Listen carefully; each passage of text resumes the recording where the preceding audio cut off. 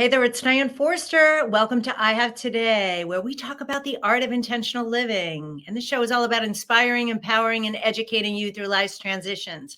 I've got a very special guest coming on today. We're going to be talking about healthy communication. All right, in just a few minutes, Dr. Heather Browne will be in the studio with me. But before we get to her and where I share all the goodies about her, I wanted to just take a moment to say to you that we are live every Monday at 11 a.m. We are streaming everywhere, basically everywhere. Our home studio is E360 TV, but we're on Apple, Roku, Amazon, YouTube, Hulu, and all the social media platforms. We also are streaming this as a podcast, and it's available on all the podcast platforms.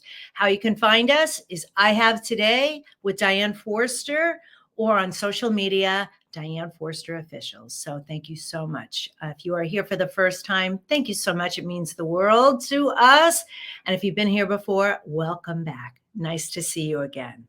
So I wanted to talk about the topic of communication because it is certainly shown up in my life in many instances in a variety of different relationships that was really toxic. And we had the tendency to want to be right and want to protect ourselves and want to defend ourselves. So what we're going to learn today are some smart strategies for effective communication, better communication in all the relationships of our lives. So you're going to want to stay till the very end, because what I'm going to do is I'm going to interview Dr. Heather Browne, and then we're going to get into our interview. She's going to share some amazing strategies today, but I'm going to end this episode with a powerful mantra meditation like I do every episode, where we're really going to tie that in. And through doing this meditation together, you'll leave the show feeling better at the end than you did at the beginning, because we'll be anchoring this in.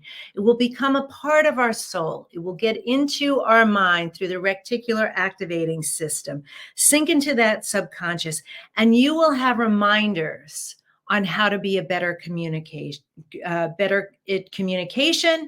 in all the relationships in your life. And one of the things that we do every week is we create a weekly intention statement. So our intention statement this week is, I have today to be aware of my communication. I have today to be aware of my communication. And where you can find this intention statement is my amazing team produces the most beautiful graphics. And there it is right there on the screen.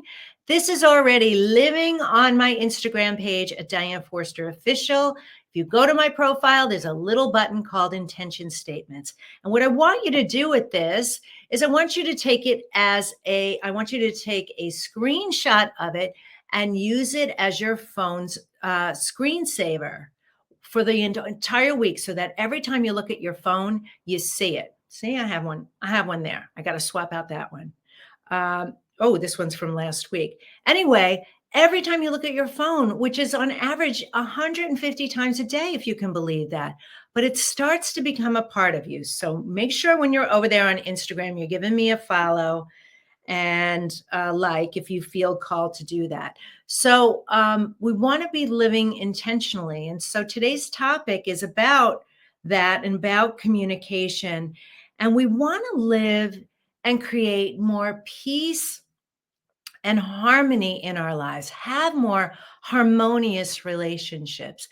And so this is something like pretty much everything we do here on I Have Today is about something you can do right here, right now, no excuses. You can just do it. You can do it. You can do it right here. You can do it right now. Start to create the awareness. You don't have to spend any money to do this. Nothing else in your life has to change.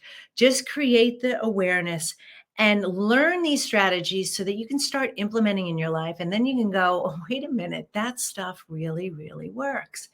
Now that I'm aware, then I can make the changes. ABCs. Awareness begets change. So we're going to bring Dr. Heather Browne up here in just a moment, but we're going to listen to a message from our sponsor, the Spifter. Let's hear it. This week's episode of I Have Today is brought to you by the Spifter. The spifter is a fun sifting spoon that makes cooking, baking, and decorating with sugars and spices so much fun. No more mess or wasting your spices. It's fast, clean, and easy. Everything looks and tastes delicious. It's also great for straining loose tea, getting pesky broken cork out of your wine glass, and draining liquid off food like olives and capers. Whether you're a novice cook or a gourmet chef, you'll love the results. The spifter, the kitchen gadget that no kitchen should be without. All right, we are back. Sorry, I'm flubba-dubbing over my words a little bit today. I hosted a training this morning that was 4 hours, but I'm fired up and I'm ready. Hello, Dr. Heather Browne. How are you? I am great. Thank you for having me. Oh, I'm so glad. I'm so grateful to have you here. All right, well, let me share with the audience a little bit about you. Dr. Heather Browne helps people recognize the power of communication. It is one of our most important skills that we have, and yet we don't consider our understanding, approach, belief, and therefore miss our possibilities. Living with a paranoid schizophrenic mother gave Dr. Heather a unique and powerful awareness that no one has the same reality, though we believe we do. This is so good. Oh, we are going to touch on this. Utilizing this revolutionary awareness has allowed her to transform communication within self and within all other types of relationships. This is the hidden key to acceptance, and this is her mission to share. Bravo. Well done. Great to have you here. So, Dr. Heather, how did you get into this? I mean, obviously, talk a little bit about the story, living with your mom, who was paranoid schizophrenic. Where did you pick up that this was going to be the direction of your expertise? There was a very powerful moment when I was 12, and she thought that the helicopters flying over the house were coming to get her. And my father, naysayed, "Ginny, you're crazy. They're not coming to get you." But his words weren't comforting her and they weren't helping her. And she was petrified. And I remember thinking, this isn't working. What does she need? And Mm. she needed to feel safe. So I grabbed my blanket, I threw it over her head, and I held her and I said, "They're not going to get you, mommy. They're not going to get you." And when she came out, she looked up at me and her eyes said, "You believe me," which I didn't, but Right. I didn't tell her that. And I realized in that moment, compassion is the key. Mhm. Compassion is the key to any relationship. So if you start a conversation with compassion, with Mhm. connection, before you bring in words, you start in a very different place. And so that was what I learned from my mom. And I just kept seeing how I was doing that throughout life in more and more places. And I wasn't having the arguments that others were having. And I wasn't having the hurt feelings that others were having because I didn't believe somebody else's thought process was mine.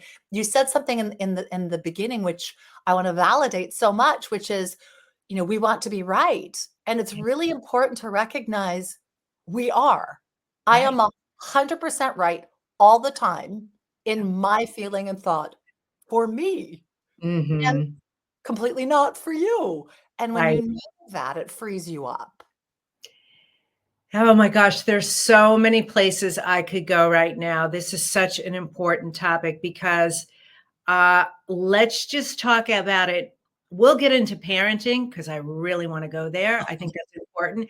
But let's go to romantic, intimate relationships first, because I think there are a lot of people out there, women and men alike, who are running from one relationship into another, thinking that it was that person, you know, doesn't get me, doesn't understand me, or we're too different. I'm speaking Greek and he's speaking Chinese, or whatever the reasons are. We know when relationships break down, the first thing that breaks down is the communication. It's not the intimacy, it's the communication which creates that connection.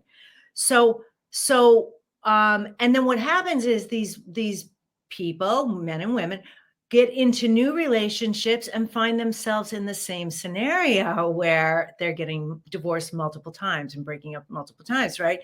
So, so let's talk about some strategies in the romantic relationship genre, that field, that area, that could help people create that awareness that it's probably them, the way they're communicating, and what could they do to see it and then do something different, make a different decision.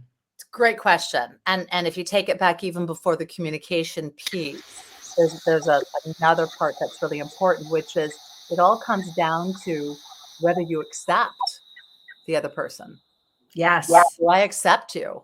Because if I do, then however you are is you, and I have to deal with it. We tend to want to change the other person to make them easier for us to get along with so that we don't have to do any work. And when we realize we are the person that's the challenge because I don't approve of you being as you are, that changes things a lot. When we take ownership of, I am choosing this. Yes. Yeah. So true. And then with that, then you can step into a conversation very differently. Yeah. I'm going to bring up a friend of mine. I've had him on my show multiple times. I don't know if you've ever heard of Browne Ridgway, but he's running a program right now, and one of the things he talked about was romantic relationships and communication in it, and without giving anything personal away about him. And I know he wouldn't mind me speaking about this, but what he exhibited, he's in a relationship now, and it's soulmate divine. You can just tell. You can just feel the energy from them. He showed an example of how he wants to love her and how he wants to give her, and it was so beautiful, and it just, not that she needed discarding, but she was so like she was just so open to want to give it in return. And what the words were using were really, really vulnerable words that I could see people having trouble with. How do we get, and of course it opened her wide up, because he was just, I just want to bring you bliss and joy and fulfillment, and there is no attachment on my part, and I just want to learn more about you each and every day and grow from it, and whatever the experience is. Like, it was really, really a beautiful exchange. And I know personally, for me, I grew up in a household with a mom and a dad who loved each other, but were not in love with each other. And my father's upbringing, of his German English upbringing, they never said I love you. In fact, he didn't say I love you to me till I was 24 years old. I almost fell on the floor when I heard the words, because I had no idea how much I missed that and needed that. And so I think a lot of people who have been, you know, not nurtured like you nurtured your mom in that moment, like putting the blanket over her and just saying it's okay, and you really being there. People they are reacting instead of responding, because they're like, no, no, no, no, no, you're not getting near me, because I'm going to hurt you and protect myself before you get the chance to hurt me. Right? How do you feel about that? I think it's absolutely accurate. And I think we forget in a relationship, you started this relationship because you thought this person wanted to love you and you thought that they could, and you Mhm. thought that you could love them back. And we forget that very quickly. And if you remember that, okay, it's not feeling like it right now, but I know you truly want to love me. I don't think you really want to hurt me, or at least I hope you don't want to hurt me. What's going on? There could be Mhm. a lot of other factors. You don't understand, you've forgotten, you're being a little bit selfish, I wasn't clear. There's a lot of reasons why you don't feel close or connected or possibly loved by the person that you're with. Yeah. But if you're still in the relationship, you both actually do want that. And so that goes into talking about your love languages and how do you receive and how do you give. And those are some very important conversations. Your friend is beautiful words, beautiful devotional words, and Mm. those speak to his wife's or his partner's soul. Right. Somebody else, it might be touch. And Yes. so speaking into how do you feel most loved in I'm a widow. And one thing that I did in my marriage and also with my children is every single day I would say, "How is it that I could love you a little better today?" Mm. They would say, "Oh, could I have a hug? Or could you sit with me for a couple of minutes? Or could you get me a glass of water?" And I Yes. said, "Sure." But Yeah. we don't think about, I have the opportunity to love you today. And Right. in what way would you most receive that? In what Mm. way can I show you and be with you in love? I Yes. had a couple one time, and he literally said to me, "I told her I loved her on the wedding day. That should be enough." Mm. I thought, Wow. "Oh, poor woman," because Poor it woman. wasn't for her. And so there was a important dialogue of, yes, she knows it's the truth because you have spoken it. And Right. Right. yet, don't we at times want reassurance or to Yeah. hear it again simply because it feels beautiful to have your daddy say, "Diane, I love you." Yes. Yes. Yeah. Yeah. I mean, he said it every day since, so I know he had it all Good. bottled and stored, right, and, yeah. It was, big opening and opportunity for him. So, okay. Well, this is really good. So, what can a person do walking into a situation? We're still on romantic relationship, intimate partnerships. Then we're going to get to kids, parents, all that. What can a person do as soon as they're walking in? Say they're out and they're coming home. They're coming home from work. It's been a long day. They have had a lot of things. Maybe they've been in traffic. Maybe the commute was hard, and they're connecting now for the first time. What is a good thing to do immediately as the first point of communication So to it's respect each other? it might surprise you. It's before you open the door. Mhm. So what I would suggest is text your partner 15 minutes before you get home and say, "I'll be there in 15 minutes." Ooh, that's good. Give your partner the heads up, "I'm coming home. I'd like it to be lovely. And could you be available and free or take a pause on dinner," or whatever it might be. And then before you open that door, whatever it is that you need to clear your head from the drive, from work, remember you're walking into what can be, if you choose for it to be, the highlight of your day. Yep. So when I would walk into the door, I was no longer Heather the therapist. I was Heather the wife and mom. And I'd open the door and say, "I'm home, I'm home." And then we Mm, would celebrate and we would meet each other and hug and kiss and have some time together. If you think about, this is why we work so hard, is to have this time with our partner or with our family. So how you start that entrance is really important. yes. And if you text everyone, they know to take a little pause on dinner, take a little pause on homework, you know, take the shower now so everyone's out and ready if you're so willing. And it can Yeah. be a beautiful moment to come together and say, "Ah, finally, we're all here together," and hug, kiss, and Yeah. then move into whatever conversation is best for all of you from there. Entrances and exits are greatly forgotten. COVID did a doozy on them because we Yeah. were just always home, always together. But What a good entrances point. are so important for celebration. It's good to miss the person you love. Yes, it really is. That's such a good point. This is so good. All right. All right, Dr. Heather. All right. So let's move to let's move to, parent child, communication, because that ebbs and flows over time, right? Um, and I understand you do work with a lot of families, right? And you do work with a lot of youth. Am I correct here? I've worked Say, with teens and above. I don't work with little children. oh, that's what I meant. And not by youth. I meant to say teens. Yes. Okay.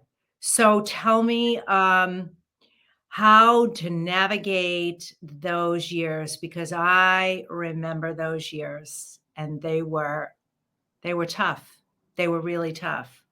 I think they are for us all, and the biggest thing you'll hear from, and you probably said it yourself, "You don't understand me." That's Mhm. the thing you'll hear the most from teens, and it's true because as the adult, we come to them thinking, "I'm supposed to show you how to be, and I Right. give you all the information that you need to have so you'll do better in life." And that's a very important part of being a parent. But another part is helping your teenager become who it is that they are to be. Yeah. They're the best one to guide you on that. And Yeah. so having curiosity in why is this important to you? And why is this something that you're interested in? Or share with me why this means so much to you. We don't take the time to find out from our children and from our partners or from our bosses and our friends, why is this important to you? We'll hear it and we'll say, well, that's not important. And we'll dismiss it instead of finding out. And if you find out, though you might not agree that you think it's wise and important, there's still a reason that your teenager does. Yes. And that's vital for you to care about. Mhm. They are the Yes. best one to let you know how they feel and what they think. And as we all know, the teenagers are turbulent and hormonal and confusing, but it is for them as well. And so when you can be the more solid, a little bit more secure, hopefully a little bit more learned one, and hold space for them in some of the challenges that they're having, and I spoke a lot into my kids into like, "You're gonna figure this out. You're really smart, got a beautiful heart. It's confusing right now, I know, and let's take some time and walk through this together if you're willing." Yeah. Speak into your trust and your belief. Teens get pounded with, you know, "You're never gonna make it in the world, and when I was this way, I did this," and there's so much shame that's put upon Yes. teens instead of really helping them find their internal strength and guidance and build them up. Yes. I agree. I can say as a parent, my twins are 26 years old. I don't know how old your children are, but they've been adults for many years, even though I just can't believe that they are their age already. And being, watching them from a distance, it doesn't matter how you grow up. We all experience forms of trauma, right? Whether it's, physical trauma or emotional trauma or neglect or overparenting or whatever it is, that really shapes them. And it's so interesting that what I'm getting right now is the younger they are, when they're in those imprint years and then those modeling years, they really, your mom and dad, if you're growing up in a household like that, whatever your scenario is, they're the world to you. They are your world. And then that switch happens, in the tween years where they start to develop, and then they realize they're just people and there's things about them that I don't like, which is sometimes obviously really hard to take.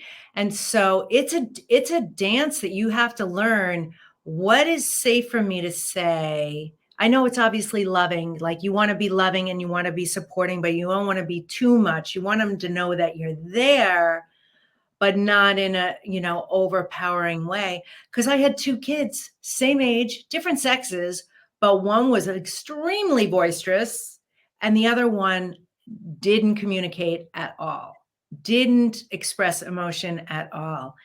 And so you've got to really understand the person. You're so right, Dr. Heather, as I'm speaking, like your words are coming to me. Yeah. That no two people are alike. No, not at all. And to treat them as they are, you do a disservice to them. There's the place of help me understand as best as I can. And let them guide you in that, or how is it that I can best support you? What is it that you're needing to hear from me? I my kids are 23 and 26, and for years I would say, do I have permission to share something? My kids now will sometimes say, yeah, wish you wouldn't, and I'm like, okay. Yeah. Okay. Now, when they were younger, I would just say, like, I need to share something with you. But there still was the place of, are you willing to receive it? Yeah. Because otherwise, it is just a lecture. And I didn't want to be that parent where my kids just turned their ears off and watched my mouth move. Yes. I don't see any benefit in that. So I would say, well, then let me know when you're not as angry or when you're not as flooded and you're able to talk. And they knew we were going to have that talk at some point. But I would Yes. wait until they were in a place where they're ready to receive. If you look, I think the best modeling of great communication comes from the Bible. It comes from Jesus. He knows who he is. He knocks on the door, knocks on the door. Are you going to open it? You don't. He doesn't scream, yell, shove it down, blame you. He walks away, comes back, knocks on the door. You open it. Hey, I'm Jesus. I'd like to come in. Can we sit down and can we talk? Nope. Okay, I'll come back another time. Eventually, you're welcomed. Now, the key to this is if I have an important conversation with you, if you come to me and say, hey, Heather, would you talk to me about the car that you want to talk about? You've already stepped over the threshold. You've joined me. Mhm. That is so helpful because Right. now you want to hear what I have to say and you want to have this conversation. If we could remember that, we would start conversations so differently because I'm not Yes. having to pull you in, try to impress you, try to force you. You've said, okay, I'm ready. Let's talk. Yeah. Beautiful place of connecting. And Yes. I do that before any conversation that I have with someone who's important to me. I'll say to them, you are more important, and my relationship with you is more important than this conversation. Mhm. And we're going to go through this as quickly or as slowly as we need because we're going to come out of this at the end with that being our truth. And then that helps you with your pacing throughout. And I'll stop. I'll say, ooh, it's starting to feel tense. Like something Mm. shifted. Help me understand what I can do to get back on the same page as you. Can you share with me what you're feeling? Yeah, I think you're discounting what I said. I Yeah. didn't realize I was doing that. Let me pull back. Would you say it again? I really do want to hear you. Yeah. And then they share. So communication's a dance, It is a dance. but it's important to remember that only one person can lead at a time. Right. The other person needs to follow. And Mm. there's a back and forth of that. It's like a breath. I offer to you and you receive, and then you share and I receive. It's important that we have that ebb and flow, be it a child, be it a 90-year-old grandmother. It's Yes. important that we have that. Yeah. Yes. This is so fascinating. It's so good. Your children are in their 20s, mine are in their 20s, and I have a very large network of, people in my life, women, moms in my life who've got similar age children as we do. And one of the big things I'm noticing is the number of children who cut off all communication with their parents, shut them out of their lives. Like, and our generation, at least as far as I know, I didn't know anybody who did not talk to their father or did not talk to their mother, like deliberately, unless, if the dad disappeared or whatever. But there's this new, I don't know what it is. That's why I'm asking you. What is it about this generation that is choosing to cut out no communication? I spoke to a woman the other day. She said, yeah, she didn't hear from her daughter for a year. I And different things. I My think kids, I yeah. think it's the other way, and I think it'll help. Oh, If really? Okay. Yeah. Tell me. I'm intrigued.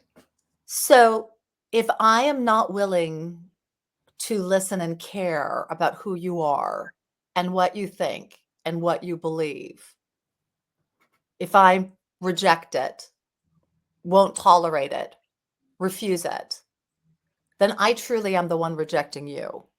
And then if you say it, and our generation of our children will say, well, if I can't be me, then I'm not going to be around you. Or if I have to pretend to be Yeah. somebody I'm not or lie, I'm not going to do it. So they are choosing to not stay and be the obedient little ones like you and I probably did. Mhm. I was molested, but I Mm. still had my father in my life. That is Yeah. something a lot of people nowadays would never do, but Right. I'm 60. That was something that was very different back then. Um, Yes. so it's really that they are responding to the fact that they are not feeling loved for who they are and how they are. No one is going to turn away from receiving love if you feel like you're being loved. But Mhm. our generation has made a lot of demands upon how their children are to be or what we approve of and what we don't approve of. And we've been very firm with that. And the younger generation, as we all see, is much more fluid, much more changing things up than we ever did. Yes. And we are not standing in a place of allowing that to be the truth. Now, I am not saying that as a parent, I must say any choice you make is right and whatever you want to do is fine. I'm going to have feelings about choices that my children make. But I Yeah. also need to realize my children also have feelings about the choice that I am making in my relationship with them because Mhm. of who they are. Yes. That's a conversation our generation didn't have. You just honored your parents. You just Right. did. And that's no longer our world. If you really would take the time to try and listen to their experience and listen to what it is that they are asking of you, you will understand them more. There Mm. still may be times where someone chooses to step out, drug addiction, physical abuse, stealing from you. There's a lot of reasons to not let yourself be taken advantage of. But Right. the kids that step out largely step out because they don't feel heard, Yes. loved, respected. Mm. Yes. Yeah. Yeah. So powerful. So, Dr. Heather, what is um, two things that I have for you?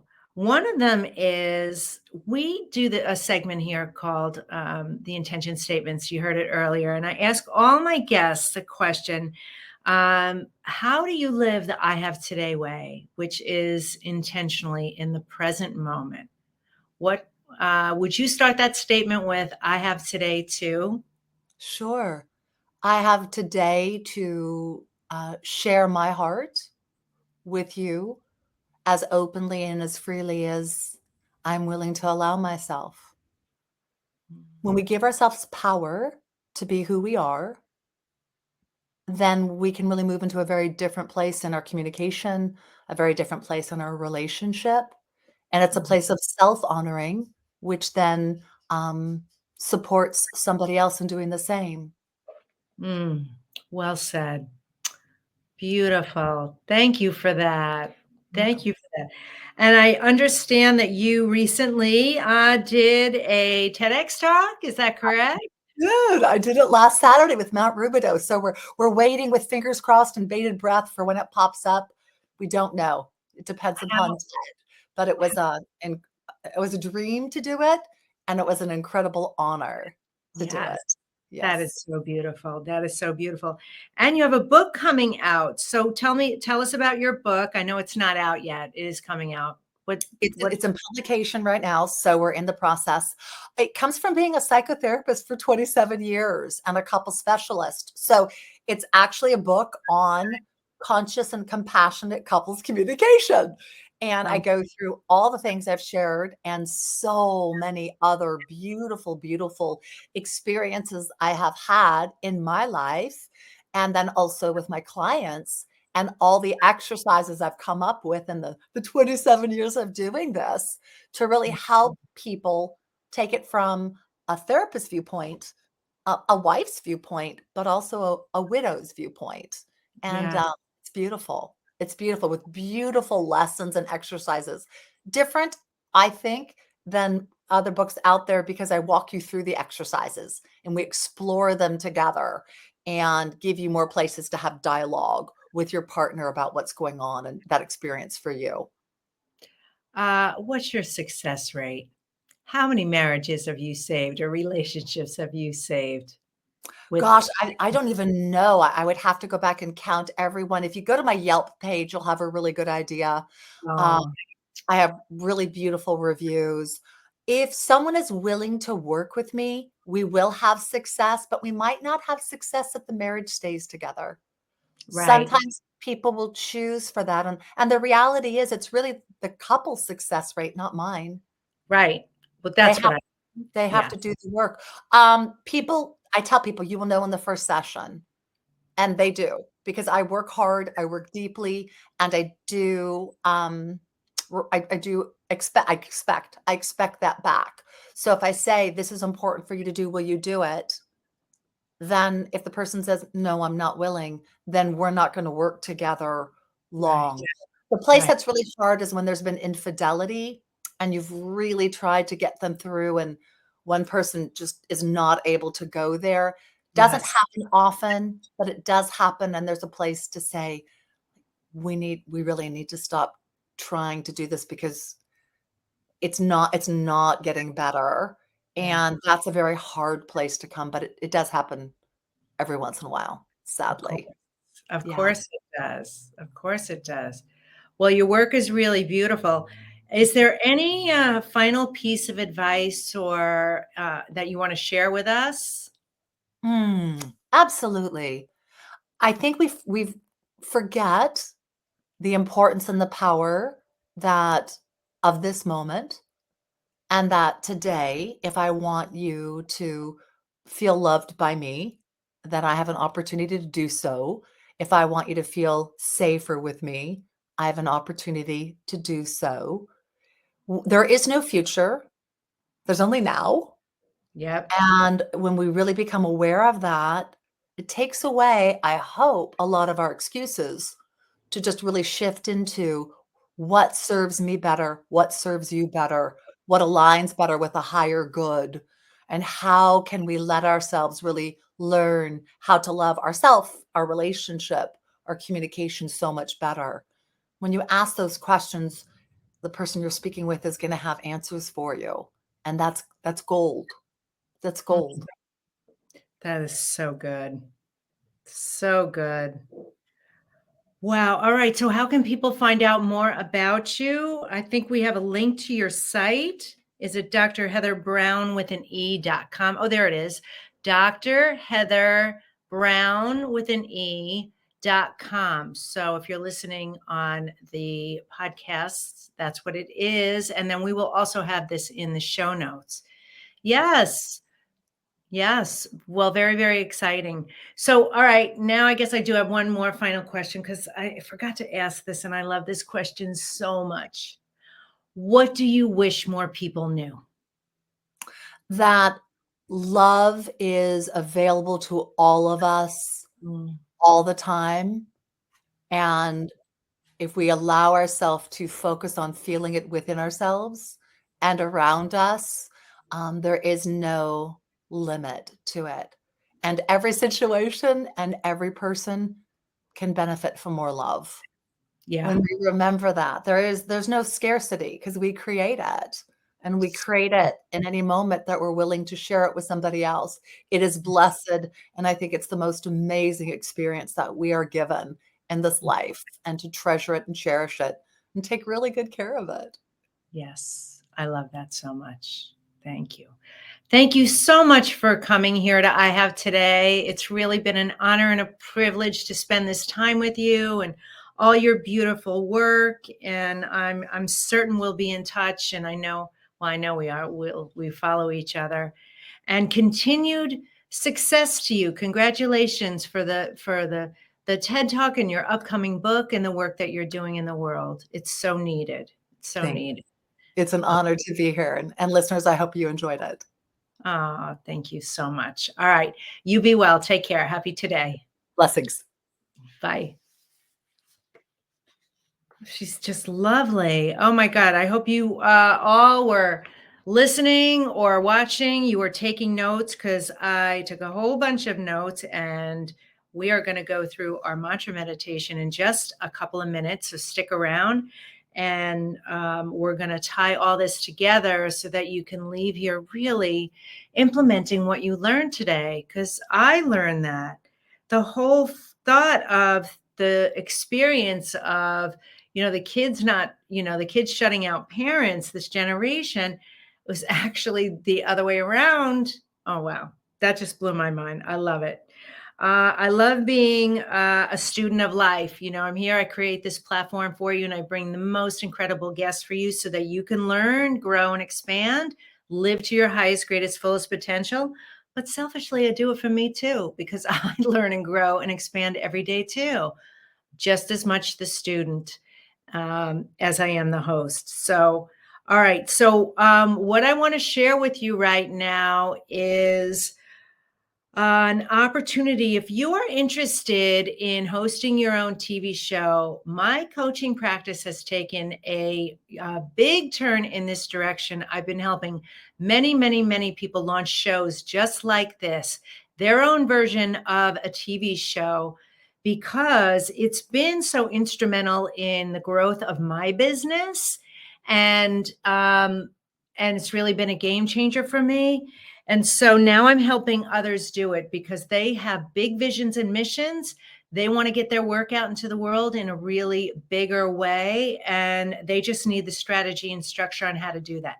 So what I'm going to offer you right now is the opportunity to attend my free masterclass, which is the 5 shifts to become a TV host and earn 5, 6, even 7 figures in your business, even if you have no experience. So you want to go to, I think this is the right link, team. Give me the right link. I have on here tvstarhost.com, tvstarhost.com. That is the link to get the free masterclass. So just go there right now and watch it and see, listen to all the takeaways I have about the power of TV, where TV is going, because people think TV is dead. Trust me, it is not dead. There's a lot of tremendous opportunity in the world by becoming a TV show host. It's a valuable asset. It really increases your credibility and authority, and you get to really build a relationship with your guests and with your audience. So that's at tvstarhost.com. So check it out there. All right, we're getting ready to get into our mantra meditation. So if you are driving, please keep your eyes on the road and keep them open for everybody else. I want you to stop what you're doing. Don't multitask. Just give me 3 minutes of your time so we can do this together and heal some stuff in us and release some stuff, and pay attention to the power of what good communication can mean in your life, because it really can change everything. If you're in relationships where you're struggling with communication, you're struggling with trying to feel seen and heard, and struggling with issues around there, this was the episode to watch. And now this mantra meditation will be the one to listen to. So I'm going to do this in a couple different steps. So we're going to do our breathing, our rainbow breath meditation, which is we're going to breathe in for the count of 4, pull that air all the way down to your root chakra, which is kind of like your tailbone area. And then we're going to hold it for the count of 8. As you're counting to 8 in your mind, I want you to send energy to all your chakras. So your root chakra, sacral, solar plexus, heart, throat, third eye, crown, and soul star, which is above your head about a foot or so. Very important one. And the colors all match the colors of the rainbow. And the top one, the soul star, is white. And so what you're doing when you're sending that energy and lighting up the chakras is you're sending that healing energy to everything in your body, this body, astral bodies too. And then I want you to blow it out like you're blowing out birthday candles for the count of 8, really hard, like, so your stomach feels like a deflated balloon. I want you to get anything negative, toxic that you're holding on to, memories, trauma, events, experiences that happened in your life that you might be holding on to in your physical body. I want you to release it. We're going to do that 2 times and then just listen to my words. So here we go. Feet flat on the floor. Put your hands on your lap. Keep them facing down if you feel grounded, or turn them up if you feel like you need some energy. Close your eyes and let's breathe in for 4 through the nose. Hold it for the count of 8. Here we go. 1, 2, 3, 4, 5, 6, 7, 8. Blow it out for 8.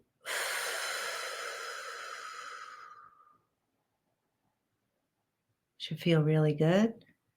I'm pointing to the chakras when I count. Your eyes are closed, so you can't see that. Here we go. Breathe in for the count of 4 through your nose. Hold it for 1, 2, 3, 4, 5, 6, 7, 8. Blow it out for 8.